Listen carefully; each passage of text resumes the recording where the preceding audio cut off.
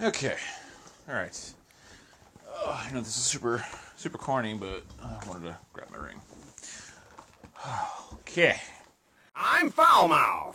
F you, motherfucker. Quack. High energy. Let's pick it back up.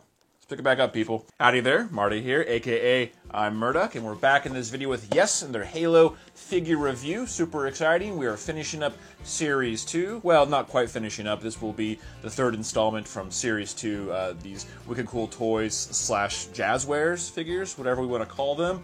Overall, the series has been pretty darn solid, but we've already gotten through our named characters in Jerome and Emil, but now we are taking a look at Spartan Gungnir. This is the Gungnir armor, that is, at least, however you want to frame that. He looks pretty cool. He's got this really nice orange shade to him.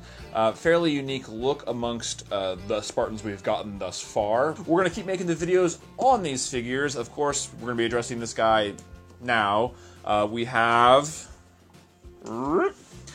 the Spartan Mark V, the B armor or variant. This one's kind of exciting because we get an energy sword. Because I will be doing another video just on this series alone, just remember, go ahead and hit that subscribe button so you end up seeing the other one in your feed and being able to watch that one. I'm going to break open this figure, we're going to showcase it, but we wouldn't be doing our job if we didn't take a look at the box. So, front of the box, exactly as you would expect, says Halo. You got a figure. You got some guns, you got some accessories, bam, alrighty. Nothing obviously on the side of the box. It is actually embossed or debossed. It says UNSC there. Okay, cool, no big deal. This side of the box, he is wearing his visory thing over his visory thing. Not a lot to say about the back of the box, of course. They go for a relatively simple aesthetic. If you want to take a closer look, feel free to do it. You get the other figures in the set, although I think it's debatable whether or not we consider the Master Chief part of the set. We have a nice product shot of the Spartan here, and then we have Halo with some of the vitals. Mostly talks about, I'm sure, his accessories and stuff like that. I didn't look at it closely on this one yet. Top of the box says UNSC. I don't really care if it focuses or not, although now I'm challenging it to focus. Bam. And then bottom of the box is literally nothing. So cool. We're good with the box. So yeah, let's break this guy open and actually talk about the qualities of the figure. All right. Just like with Jerome, I decided to open this guy off screen. Wow. I'm actually, man, I'm pretty impressed with this guy. They're doing a really solid job with these figures. I think what they're really nailing with these figures aesthetically is, like, the sculpting is super great. They're doing an awesome job getting all the details of all the armors. We know that, especially with like Halo 4 on, they've had like very intricate armors. Even, I suppose, Halo Reach on, if you want to go back to Halo Reach. But, the armors are sometimes kind of over-designed and over-engineered in terms of just like the look. Kind of my main criticism, and I was probably a little bit too hard, I feel, on Jerome, but this figure actually conveys it better, and I didn't really showcase it all that well in the Emil figure. Their efforts at dry brushing, really not great, and this figure included. Overall, I think this is a really solid figure at the initial look. Now, this one, it's like, it just looks like this Spartan went down like a rock slide and just scraped up its butt. It doesn't look like natural wear. Kind of look at the top of the armor here, and you can see that silver, it just doesn't look like a natural effect. They do a surprisingly good job, I feel like, with the lining. If you look at the visor here, you can see like the gray lining around like the greenish eyes, and even the eyes themselves. All pretty well done. We're going to talk about the articulation, because I feel like that's important, because that'll give you, in your mind's eye, an idea of what you can get in terms of posing with this figure. Head looks like, yep, of course, can do a full 360. We get awesome exorcist effect. We like that. Does not get really any side to side, so no attitude. So this is as far up as the figure can look, which is not very far. It's basically just straight ahead, so he doesn't really look up. Does look down really well, so that's cool. Of course, at the shoulder, arms do a full 360. Yet again, we get another butterfly joint. There we go. Just want to make sure. So it goes back and goes forward. Okay, so the butterfly on this one is certainly the most effective. Arms go up less than 90. Yeah, okay, we'll say 90. Goes up 90. There is a swivel that will allow you to do a 360 between the delt and the bicep, so that's okay. Double jointed elbow. Get you plenty there. I'm not really showing that. There you go. Double jointed elbow. So it's pretty much as far back as it'll go, but that's plenty. Of course, you got a standard wrist swivel. Does the full 360, and it's slotted, so it will rock back and forth a fair amount. Now this one, I'm going to say no diaphragm joint. Like, not even an imaginary one. You do get a little bit of the waist action in there.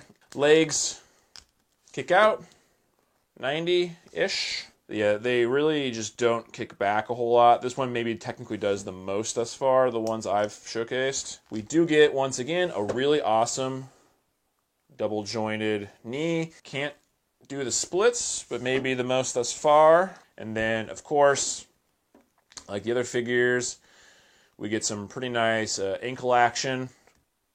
Goes back quite far, which is really great.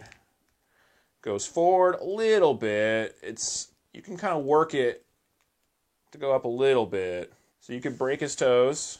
Yeah, you get plenty of side to side. Articulation is more than enough for anything I would ever really need to use. So we got a bunch of accessories just like before. So we're gonna start with the hands. Really generic gun grip hands, which I don't love the sculpting on these. I just wish they had like one separated index finger so you can actually get some trigger action there. So if you need to see the gun grip hand, that's what it looks like. So we have fist hands. They look like fists. They're for punching. We love that. Generic open hands. There you go. The slightly gripping, two-finger pointing hands, I guess we can call them that. Hands are done. Let's stop fucking talking about goddamn hands. We have the visor piece there, and it snaps in nicely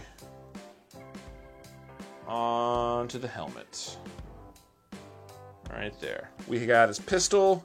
Looks like the same one that came with the Chief. I could be mistaken. But it looks like a decent action figure pistol. And then finally, the star of the show in terms of the accessories, we have the Spanker rocket launcher, which super soft plastic, which I don't love because sometimes it ends up warping. But, you know, the actual molded in detail and sculpting look really good. You get a nice little hit of orange kind of at the barrel there. So, yeah, not bad. I like the rocket launcher. It's always exciting to get a rocket launcher in a set like this. I think, especially for a generic guy in the line, I think it's pretty darn cool. We're going to do our typical thing. Up next, we're going to take a little bit of a closer look, give some final thoughts. We're going to do some size comparisons, have a little bit more fun, and then end this video. All right, size comparison time. First things first. Here you go. This figure, like most of the figures in this set, pretty much stand approximately 7 inches tall. It's a little bit under, but it's certainly above the 6.5 advertised. I would say it's probably about 6 3/4 or 6 4/5. Yeah. And here we have the Spartan lined up with some other figures. Pretty standard array here. If you collect toys, you probably have something that resembles one of these. We have for Xbox 360 the limited edition for Halo 4. And we have a nice rainbow going on here with the Gungnir next to Series 1. Probably not a very helpful Halo-related comparison, but in particular, I really like that cute little Sergeant Johnson. And here we have him next to my last remaining Halo mug. Unfortunately, this one shipped to me broken. Loot crate. And a bottle of whiskey, just because this was the closest that I had to a matching color. And as tradition would suggest, of course, you know, we're not going to show you some whiskey without also drinking some of it. I gotta say, I'm pretty much set to give this guy a glowing review, just like the other two figures in the set. On the whole, I really like this guy a lot. He's got a super unique look, and honestly, I don't really have a lot of criticism for this figure. Once again, I do think some of the dry brushing / battle damage effects they painted on there was a little bit sloppy. It just doesn't seem like it has a lot of intent to it. My other criticism would extend to many of the figures in the line, where a lot of them honestly just don't do a great job of holding their guns. In spite of the fact that they're given multiple hands, a lot of them just don't have the right combination of hand to gun. He comes with a pistol, but I honestly had a hard time of getting him to hold the gun in a way that looked natural. It ended up just being a matter of jamming the gun in the generic gun hand, I couldn't really use like the finger extended hand, and so it just doesn't look all that great. I would say next to Emil and Jerome, he holds up pretty darn well, so we'll see how the Mark V looks, but yeah, that's pretty much going to do it for this portion of the video. Well, that's pretty much going to do it for this one. I sure hope you enjoyed the video. Hopefully you found it at least entertaining, if not informative or helpful on some level. And if you did, go ahead and hit that like button. If you'd like to see more videos from me, more Halo stuff throughout 2021, go ahead and hit the subscribe button. As I always say, it makes me feel like I accomplished something. But otherwise, I guess I'll see you in the next one. Bye.